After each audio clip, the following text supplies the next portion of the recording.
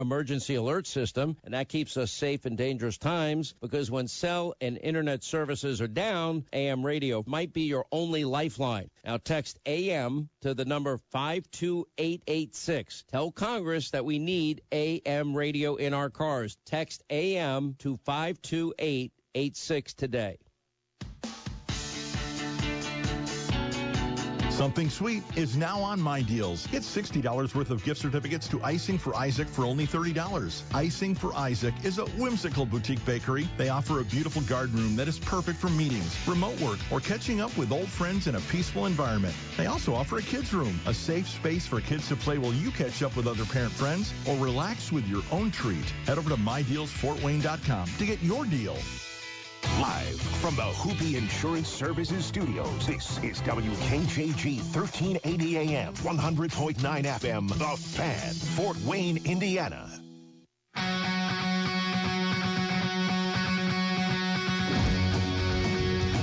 This is a presentation of high school sports on 1380 The Fan and 100.9 FM. The Hoopy Fieldhouse High School Coaches Show. Learn more about the Hoopy Fieldhouse, now available to schedule practice times for your league or team at hoopyfieldhouse.com. Now here's your host, Justin Kenny. Welcome in, everybody, to a Week 5 edition of the High School Coaches Show presented by Hoopy Fieldhouse. My name is Justin Kenny. Man, it's the midway point of the regular season as we kick off tomorrow night. 4 weeks down. After tomorrow night, be 4 weeks left. And tomorrow, the middle of the season. And so much has happened, so much still to get to and to figure out, and to break it all down in very nice detail to kick off the show, our buddy, Mr. Dan Vance of OutsideTheHuddle.net. Evening, Dan. Hey, Justin, how's it going?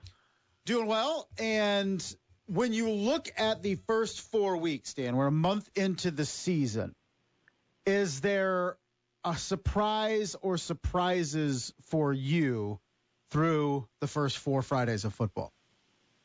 Yeah, I mean, I think you can look a couple places and see some surprises. The fact that here we are, Week 5, the ACAC, still a little bit jumbled up. We'll get some clarity on that tomorrow night. The Northeast 8, incredibly jumbled up.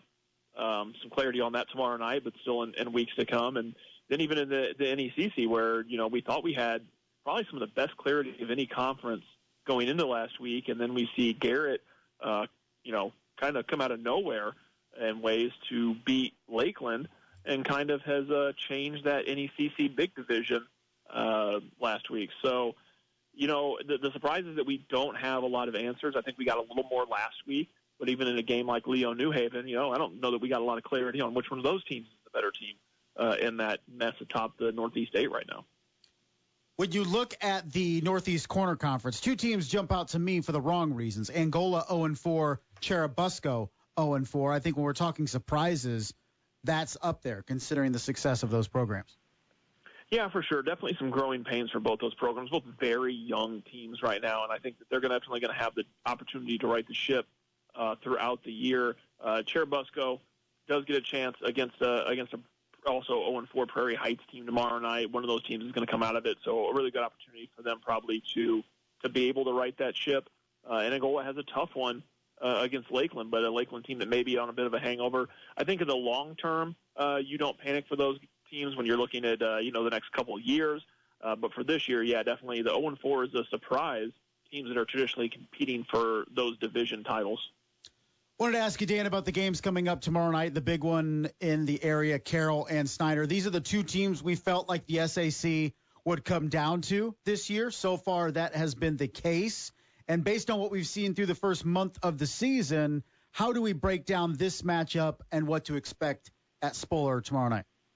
Yeah, I mean, traditionally a great game. In the last 3 years, the teams, or last 2 years rather, the teams have just 3 regular season losses between them. And so 2 of those, obviously, Snyder losing to Carroll in the regular season those last 2 years. So a great game. I think the real thing to look at is, can Carroll be tough up front? Snyder's run game has been fantastic. Uriah Buchanan has been great. Kieran Billingsley has done a tremendous job at quarterback of reading the defenses, taking off with the ball. but a lot of credit has to go to that Snyder offensive line, too, as much credit as their defense is getting. So up front, they're tough, but they're also tough, that defensive group. Lucas Rohrabacher leading the way for them. So Carroll's going to have to be able to win in the trenches, and they've shown some, issues, I guess, a little bit protecting Jimmy Sullivan with their offensive line. Their defense has given up some big plays. So that battle in the trenches, Carroll's really going to have to be tough up front on both sides of the ball because Snyder's been that way. So it could be definitely a big get-back game for Snyder after Carroll's had their number the last couple of years. When you look at the Panthers and defending that, is it as simple for the opposition to stop that running game or slow down? A, is that possible, at least from a team locally? And B, is Snyder more than just a really, really good running attack? I think they're good as a running attack and really, really good. I think that they're more. I don't think they've really had to show what they can do. I think that their passing game is a little underrated. I think that Kieran Billingsley, because he has the ability to read the defense so well, he's basically a direct snap running back a lot of the time in how they've used him. But I think that their passing game is a little underrated. So I think that they have more than that offensively. They just haven't had to show it so far because of how powerful the run game is. And, I don't think we're surprised by that. I think we knew that Uriah Buchanan was going to be able to do what he did or has done throughout the season. But I think also a little surprising because they didn't lose a running back to graduation and another running back to transfer. So right now they haven't had to show their full card up front and on offense, but maybe that's something we see them have to do more tomorrow night. Dan Vance of OutsideTheHuddle.net joining us here in the High School Coaches Show presented by Hoopie Fieldhouse. Dan, maybe a game sliding under the radar in the SAC tomorrow night, Homestead and Dwenger over at Shields Field. Bishop Dwenger had the two big losses in the non-conference, and then they went to Carroll and looked okay for a half last week before Carroll pulled away. I feel like these are two teams that are trending in different directions because we counted Homestead out the first 2 weeks, and then they beat Wayne in convincing fashion in week 3. But this is a week that, and a win if Dwenger can get it, that would kind of silence the doubters for a little bit, and conversely really, really be a big boost for Homestead if they can go on the road and knock off the Saints. So I think this is an interesting game that's not getting a lot of pub in the area because of Carroll Snyder. Yeah, I think that the biggest issue for Dwenger right now is that outside of that north side win that they had, they haven't been able to do much with opposing offenses. And that north side game, you're remembering back in week 3, Bronte Johnson wasn't back. It was a difference maker for them that Northside's offense has struggled to find, kind of until last week, kind of struggled to find their stride. So Dwenger's defense has been struggling, and Homestead's offense has not. Going 41 points in week 3 against Wayne, 48 points last week. In the SAC, Homestead, as they've started 2-0, has looked really good offensively. And so I think that the big question there is, can Dwenger stop the big gains from Homestead, especially on the ground? Looking over to the Northeast 8, Dan, coming up, the big game in that conference tomorrow up in Kendallville to be Leo and East Noble. The Lions trying to recover after that 1-point overtime loss to New Haven last week. Well, they did fall in that game. They erased a double-digit deficit in the fourth quarter. They took New Haven to overtime. And despite falling in that one, trying to bounce back. Meanwhile, East Noble trying to prove that they belong in the conversation in the NE8 atop the league. And so what kind of game should we expect? Do you expect a up-and-down type game that we saw with Leo or New Haven last week? Or do you expect maybe a little more low scoring up in Kendallville? I expect it to be back and forth. I do expect it to be more low scoring than 42-41. But, East Noble is a team that can exchange scores with Leo, that can jump up on Leo. They have that ability. Tyson Reinbold's been really good on the ground. Xander Brazel has been solid, and we've seen this year now with him having some, years underneath him, being a veteran quarterback, the difference he can make. But Leo is definitely a team that you have to be wary of. They're obviously capable of making big runs. They did it last week. They were down 20-0. Justin, you and I were both there. The game was essentially over. That's the way everybody felt. My son, who goes to Leo's student section, texted me. Everybody felt that the game was basically over, and Leo pushes back. Then they push back again at the end. So while we've seen teams go up big on Leo, the runs Leo can make, the big play abilities of the Landon Hefners, of the Brock Schatz, of Caden Hurst, who we know by now, at least we should know, don't kick the ball to, it changes the game. It makes it an even playing field for Leo. So even if you're grinding it out like East Noble can do, like they did against DeKalb last week, Leo's always dangerous. Dan Vance outside the Huddle.net joining us here, talking about the ACAC, Dan, now, and it's Heritage and Adams Central, the big one in that league coming up tomorrow night down at Landing Strip in Monroe. This is the game that we've been looking forward to this season in terms of Heritage getting a shot at AC and then Bluffton later on in the season. Heritage has looked very good the last couple of weeks, shutting out Woodland, taking care of South Adams, with that game being played at Adams Central. Does Heritage have what it takes, Dan, to give Adams Central a game and potentially knock them off tomorrow night?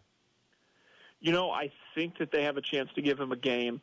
It's hard to say that anything other than the fact that the ACAC runs through Adams County the way it's been the last several years, Adams Central the last couple. I think something that hasn't been talked about enough as I've read, social media, I've read media about this game is, does it benefit Heritage that they played a game on this field last week? They were the visiting team against South Adams, but the game was played at Adams Central. So now you're a Heritage team that's going into a field that you're familiar with, that you played on last Friday night. Does it make a difference that they can know the nuances of the field there at the Landing Strip, that they are used to playing, despite the fact that they play home games on turf? They played on this natural surface last week. And I think that's a question mark that a lot of people haven't been talking about. Is Heritage more prepared for this game than normally would be because of the fact they had to play South Adams there last week? And I think that it benefits them significantly that, they played weeks 2 and 3 at home on turf. And then last week, instead of playing at South Adams on turf like was planned, they got to play on this natural grass and they got to play at Adams Central. And I think that's a big benefit to Heritage that they got some reads on this field last week. Are we just taking Adams Central for granted at this point? Are we almost kind of just hoping somebody can match up to them when we look at this team in AC and maybe not just judging Adams Central? Is it another dominant football team, or are we just kind of hoping that somebody can give them a game? Because I feel like that could be the case, but maybe in terms of the teams they've played, we haven't seen them tested like we hope Heritage can. Yeah, I think that absolutely that it's hard to say it because we give Adams Central a lot of credit, but yeah, I think we do take them for granted a little bit, how dominant this program has become. Back-to-back state finals appearances is not easy. I don't care what class you're in. I don't care what conference you're in. And they've made it look easy. This is a team that since 2014 has only lost 3 games in the season twice. They won 8 and 9 games those seasons. So they're just a dominant program. And so I think that it's possible we take them for granted, the fact that we look at a Heritage or a Bluffton and say, okay, well, can they match up with Adams Central? And maybe we give them a little more attention because it's like, yeah, we want to see if anybody can get there. That Adams Central has set such a high mark that the intrigue has become less about how dominant Adams Central is and more about can anybody else reach that level that AC has been able to be at. We're a month in, Dan. It's still early in the season, but we are at the halfway point when we finish up tomorrow, past the halfway. If we're looking at teams that are starting to separate themselves in this sense of looking at them and saying that team could make a run in the postseason, that team is a state contender, are there any teams that are standing out to you in this area, or is it still too early? Well, I think that you stay in the ACAC, you have to look at Adams Central. You have to look at them as a team, especially if they get through Heritage tomorrow night, and do it convincingly where we're really like, okay, maybe this team's going back to state for a third year in a row.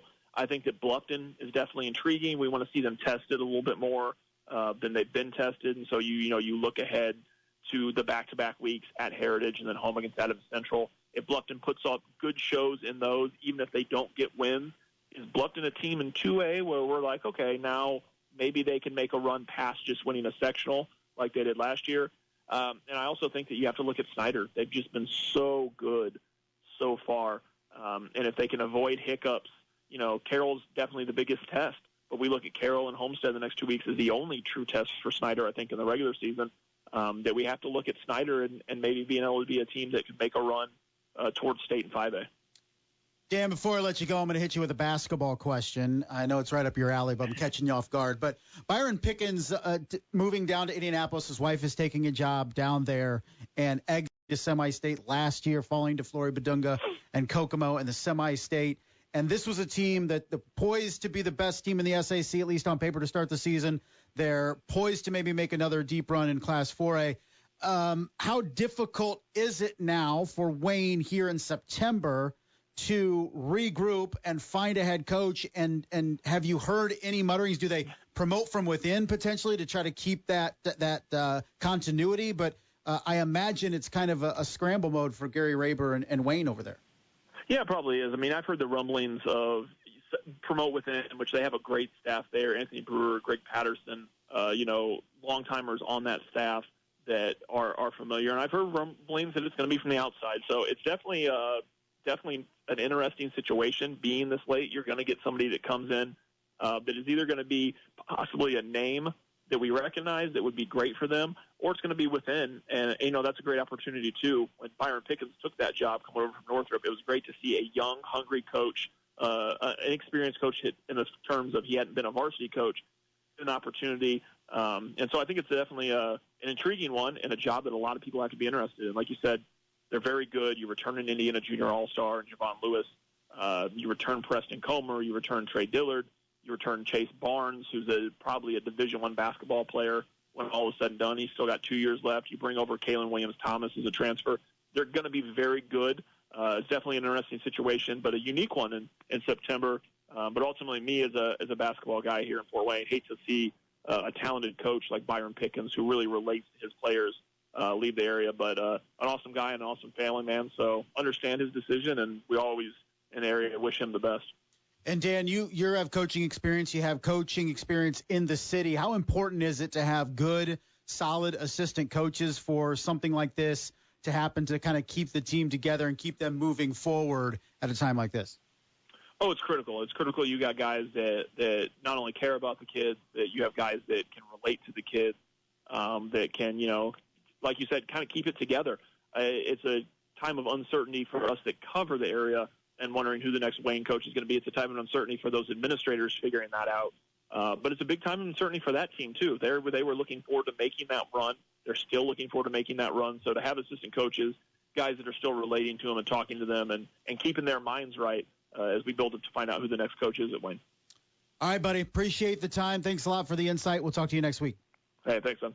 That was Dan Vance of OutsideTheHuddle.net joining us here as he does each and every Thursday evening here on the High School Coaches Show. We're going to take a break, come back. Everything Luke Amstutz of the East Noble Knights. Also, we'll talk to Doug Dinan, head coach of the Carroll Chargers, later on in the hour. Another abbreviated show this evening. Have to make way for Tin Caps baseball pregame show starting around 6:45 as the Tin Caps are up in Midland, Michigan. Game 2 of the Midwest League semifinal series as the Tin Caps look to close out the Loons in 2 after taking Game 1 at Parkview Field on Tuesday. So we'll make way for the crew up in Midland, Michigan around 6:45 this evening. But before that, we're talking plenty of high school football. We'll be back after this. You're listening to the High School Coaches Show presented by Hoopie Fieldhouse here on 1380 The Fan, 100.9 FM. Many of you are aware of Hoopie Insurance Services' loyalty and support for local sports and youth leagues. But did you realize the Hoopie commitment to sports includes a turfed indoor practice facility? Tucked away off Stellhorn Road between Maple Crest and Lamehire is the Hoopie Fieldhouse. A great facility for indoor practices when Mother Nature is having a bad day. With 6,500 square feet of artificial surface, it's perfect for baseball, softball, soccer, and football. For a team, a league, or even a small group, the Hoopie Fieldhouse is available at just $50 an hour. Pitching, fielding, hitting. And it's the ideal spot when you can't take a chance on the weather, like tryouts or pregame prep. Youth football, little leagues, youth soccer. The Hoopie Fieldhouse can be your indoor practice home. Join now at just $50 an hour and get your times booked before it's too late. The Hoopie Fieldhouse, owned and managed by Hoopie Insurance Services. Get info and book times at HoopieFieldhouse.com. That's Hoopie, H-U-P-E, Fieldhouse.com. Are you ready to pack with power and precision? Packerjack, your local packaging experts. From stretch wrap to banding, tapes to corner boards, and edge protection and PPE, we've got it all to ensure your shipments arrive safe and sound. We offer stretch wrap machines and battery-operated banders for ultimate efficiency and convenience. At Packerjack, we take pride in delivering top-notch quality and exceptional service. Visit us today or online at packerjack.com and experience the difference with the trusted packaging partner right here in the tri-state area. Wrap it up with Packerjack. Packerjack.com. Honest Abe Roofing is a different kind of roofing company. The best part was we got a quote, not an estimate, so we knew what we were going to pay. With Honest Abe Roofing, you'll always get a quote from the very beginning. Honest Abe is Northeast Indiana's quality roofer. The best materials, the best installers, and the only roofing company in Fort Wayne that gives customers a guarantee above and beyond any manufacturer's warranty. Oh, yeah.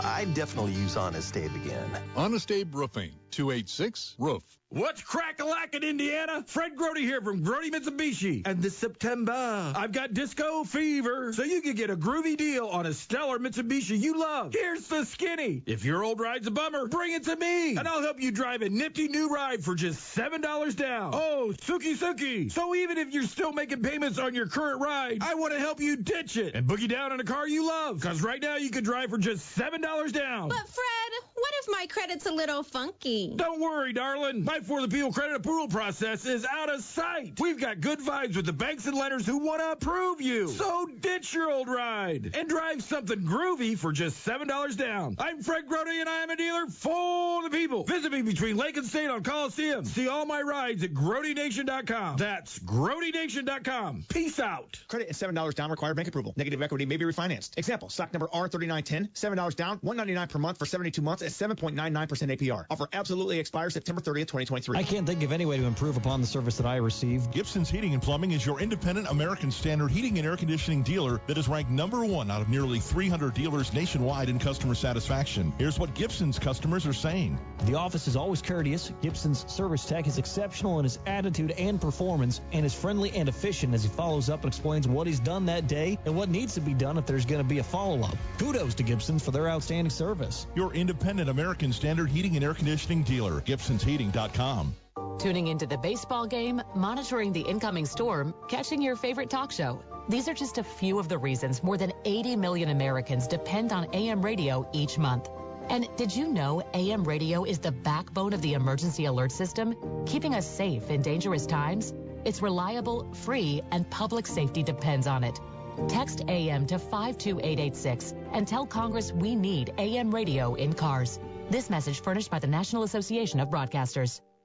For more than a century, AM radio has evolved to meet the needs of our community.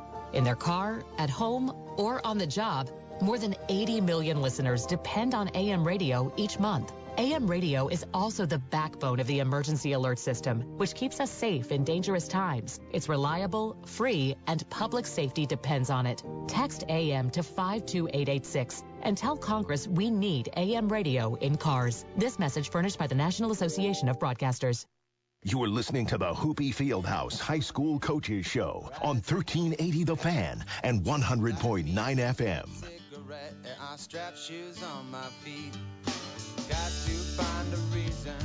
Welcome back, everybody, to the High School Coaches Show, presented by Hoopy Fieldhouse here on 1380 The Fan, 100.9 FM, efforting Luke Amstutz, head coach of the East Noble Knights. His team, their first real big test this year in the conference. They, of course, hosted Snyder in week 2. They hosted Bishop Luers in week 1.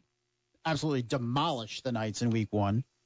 And then I think competed better than people are giving East Noble credit for against Snyder in that 45-28 loss. They couldn't slow down Snyder running the ball, but Snyder had trouble with that offensive front of East Noble. East Noble was able to move the ball pretty decent against Snyder. Concordia hasn't been able to do that. Southside hasn't been able to do that. Even Warren Central at times could do it, but I didn't know if they could do it as consistently as East Noble was able to. But we'll try to get Luke Amstutz on the phone. But Doug Dinan will join us, too, to preview that big one between Carroll and the Snyder Panthers coming up tomorrow night. That's also the high school football game of the week here on 1380 The Fan, 100.9 FM.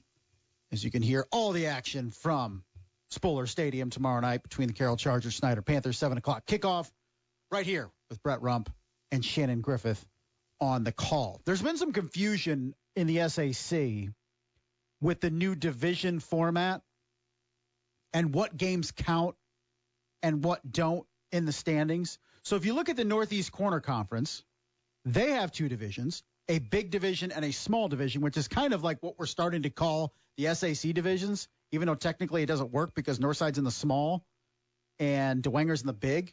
But anyway, in the NECC, only the games you play against your division opponents, so intra-division games, are the only ones that count in your division. Okay? So 5 teams per division, so that means you have 4 division games, and those are the only ones that count for your quote-unquote division record. Everything else is your overall record. Initially, how I understood it was that's how the SAC was going to operate. Just your division games count in the standings. But it's not true. And thanks to Andy Klein, the athletic director at Northside High School, for clarifying this. So all games count between weeks 3 and weeks 9. All games count for your quote-unquote division or conference record. So effectively, there are no division winners, okay? NECC, you could have a big division winner, small division winner. There are no division champions in the SAC. It is just still best overall record in the conference wins the league and gets the victory belt, okay? So if Snyder goes 7-0 and they will then win the A division, their division, okay? The problem is let's use this as an example, and this could happen. Already in year 1, this could happen. I'm not saying it's going to happen, but there's the lone undefeated team left in the quote-unquote B division is Bishop Luers. They're 2-0 in the league. Now, they have to play Homestead and Northside Dwenger, but they don't have to play Carroll. They don't have to play Snyder, okay? Conceivably, Bishop Luers could go 7-0 in the SAC, finish atop the B division, and be tied with Snyder or Carroll for the championship of the league. And then the SAC will break the tie if they can. So if they have 2 teams atop each division with the same record, or the 2 teams in the same division with the same record, okay, they will break the tie if they had a head-to-head matchup. No other league in the area does that. You tie, you tie. Okay? If New Haven and Leo somehow top the NE8 and New Haven beat Leo, they won't break the tie. They'll just share it, which is silly in my opinion. The problem is, and going back to my example, if Snyder finishes 7-0, Luers finishes 7-0, they have no game head-to-head this year at least. So then they would share it. And I understand that. I understand that can happen. I'm trying to wrap my head around why we need divisions if there are no division champions per se.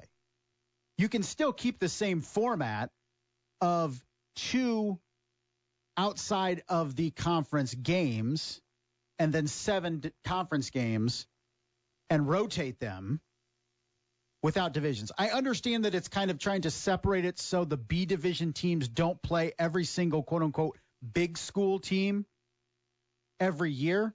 I kind of understand that, but that's the only reason the divisions make sense.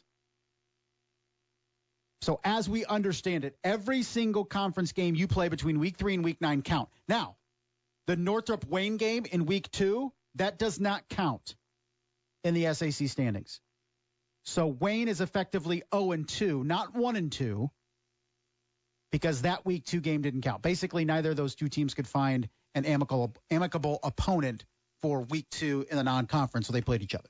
So hopefully that gives you, because I know there's been a lot of confusion and conjecture and all this stuff, and I've even called up a couple of coaches in the SAC, and they're like, you know what, we don't really understand it, which that's a problem if even they're confused on the format. So that is how it works in the SAC. The big game in the SAC coming up tomorrow night, Snyder and Carroll. We'll talk to Carroll head coach Doug Dinan after the break. Detail that one coming up here in a Hoopy Fieldhouse on 1380 The Fan, 100.9 FM. Many of you are aware of Hoopy Insurance Services loyalty and support for local sports and youth leagues. But did you realize the Hoopy commitment to sports includes a turfed indoor practice facility? Tucked away off Stellhorn Road between Maple Crest and Lehmeyer is the Hoopy Fieldhouse, a great facility for indoor practices when Mother Nature is having a bad day. With 6,500 square feet of artificial surface, it's perfect for baseball, softball, soccer, and football. For a team, a league, or even a small group, the Hoopy Fieldhouse is available at just $50 an hour. Pitching, fielding, hitting. And it's the ideal spot when you can't take a chance on the weather, like tryouts or pregame prep. Youth football, little leagues, youth soccer. The Hoopy Fieldhouse can be your indoor practice home. Join now at just $50 an hour and get your times booked before it's too late. The Hoopy Fieldhouse, owned and managed by Hoopy Insurance Services. Get info and book times at hoopyfieldhouse.com. That's Hoopy, H-U-P-E, Fieldhouse.com. Why? Why take a chance? Why risk a mistake? Why say something? We all have reasons why we choose to ignore the things that give us pause, that seem out of place, that don't feel right. The word why can either paralyze us or empower us to stand up and protect what we love. So if you see something, why do you say something? I see safe for my family. I see safe for my friends. I see say for my students. We see say for each other. I see say because all of this matters. We all have something worth protecting. A why that unifies this community we're all a part of. So protect your everyday. Report suspicious activity to local authorities. If you see something, say something.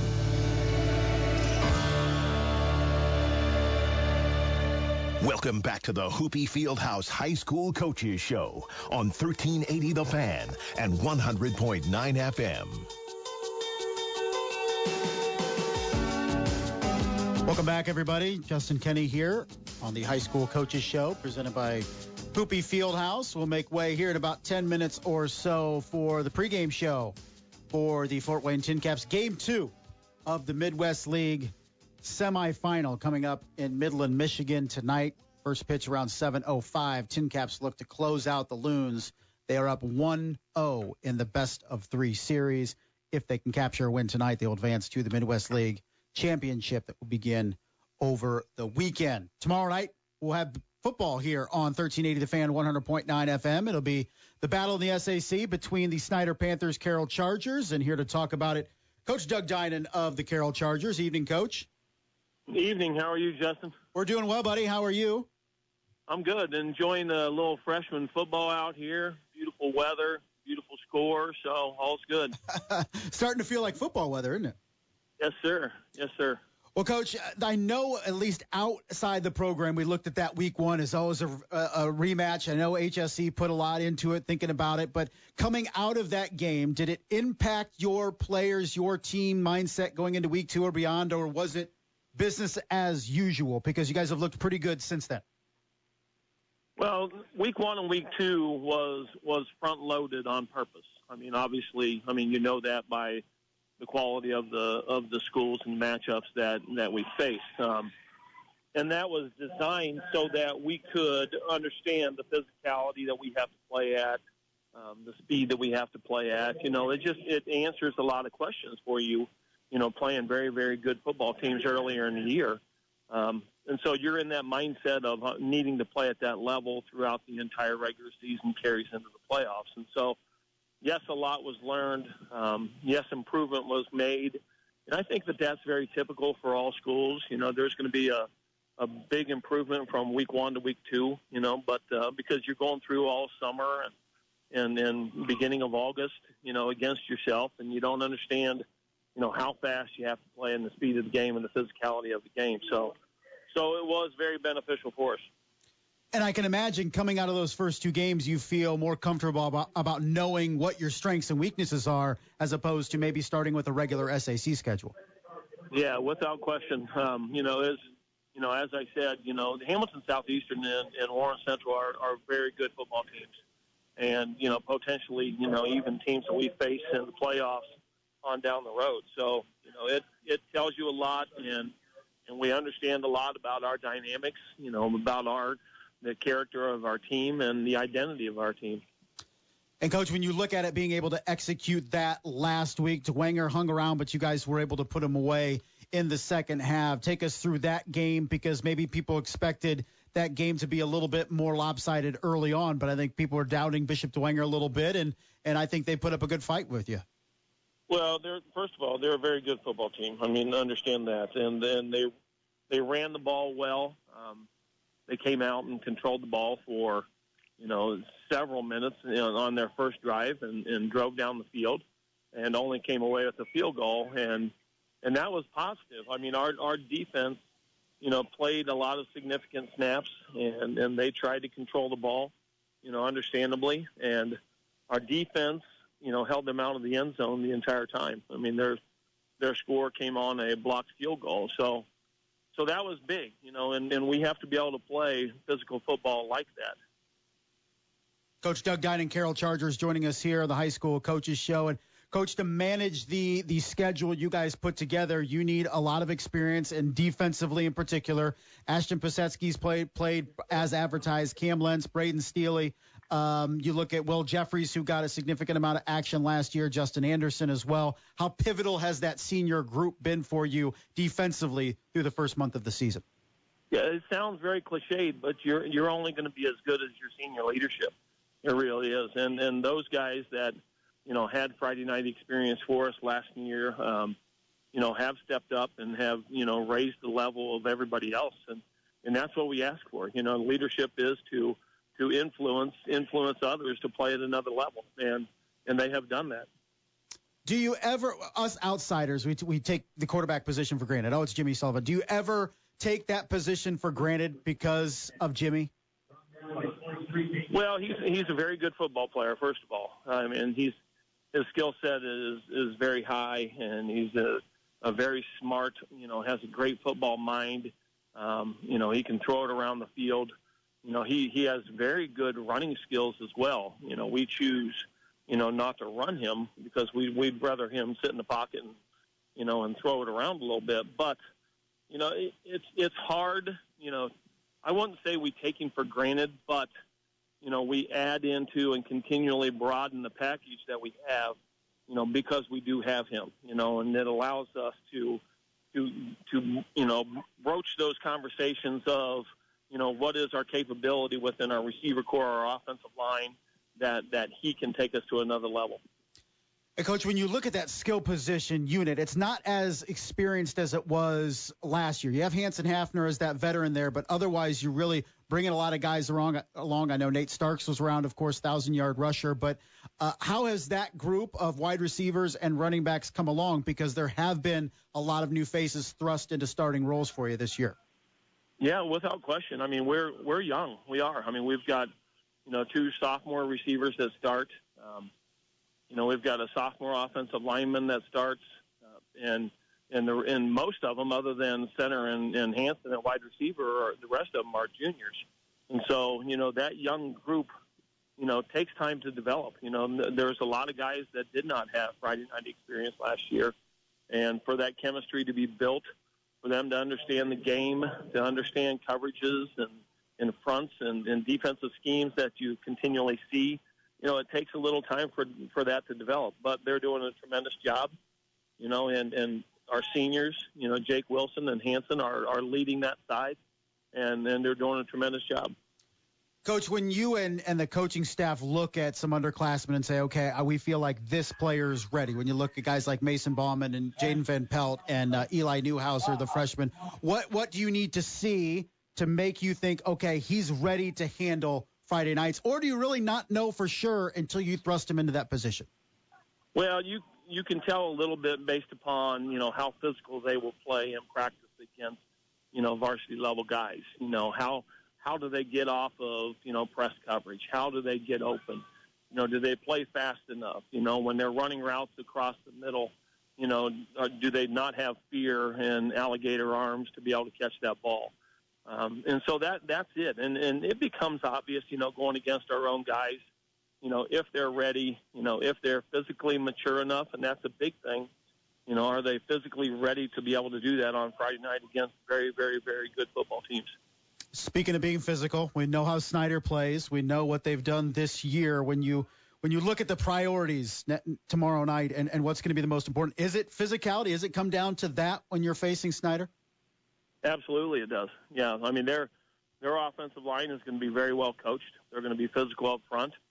I mean, there's no secret that they want to run the football, whether it be with, the running back or the quarterback. They want to control the clock. They're going to manage the game well. They're going to throw play actions, and try and put you into positions after running the ball, try and stop the run, then play action off of it. So those things are things that we have to account for. Those are things that we have to do if we're going to be successful. All right, Coach, I'll let you go back and watch that freshman game and watch the future varsity guys. But we appreciate the time. Good luck tomorrow night in a big one. Thank you very much, Justin. Appreciate all you do. That was Coach Doug Dinan of the Carroll Chargers joining us here on the High School Coaches Show presented by Hoopie Fieldhouse. Yeah, huge one tomorrow night over at Spohler Stadium on the campus of Northrop High School. When you look at this matchup and said, man, is it as easy as it to say as it just comes down to physicality? And Coach says, yeah, it is. When you looked at what Carroll was able to do last week, couldn't really run the football against Dwenger. That's a credit to Bishop Dwenger, right? But you have to look at Snyder and say, well, Snyder's got a better defensive front seven than Dwenger does. So how is that running game going to work for Carroll coming in tomorrow night? It's a good question. And then conversely, when you watched week one against Hamilton Southeastern and even against Warren Central, Jimmy Sullivan was running for his life sometimes. And you look at tomorrow night and saying, okay, can Carroll protect Jimmy Sullivan? Can they open up holes for their running backs for next starts? And conversely, can they slow down Uriah Buchanan and that really good rushing attack of Snyder? Because Dwenger was able to get some yardage on the ground last week. Now, it wasn't a stellar average. It was like a little over 3 per run. So it wasn't dynamic, but they ran the ball a lot of times. Dwenger ran it almost 60 times last week. So when you look at this game, and I know so much is going to be on the skill position players, right? We're going to talk about Uriah Buchanan. We're going to talk about Kieron Billingsley. We're going to talk about Jimmy Sullivan. We're going to talk about Nate Starks. We're going to talk about Braden Steele. But what this game is going to come down to, truly, is Snyder and Carroll in the trenches. Because the last 3 games have all been Carroll wins in this series. And why? Because Carroll owned the point of attack on both sides of the football. And that's what put Carroll over the top in this series in the last 3 games. Can Snyder find a way to regain that advantage? Watch for those matchups tomorrow night out at Spohler Stadium. That's going to do it for us. Everybody, appreciate you for joining us this evening. Thanks to Doug Dinan, head football coach of the Carroll Chargers, joining us.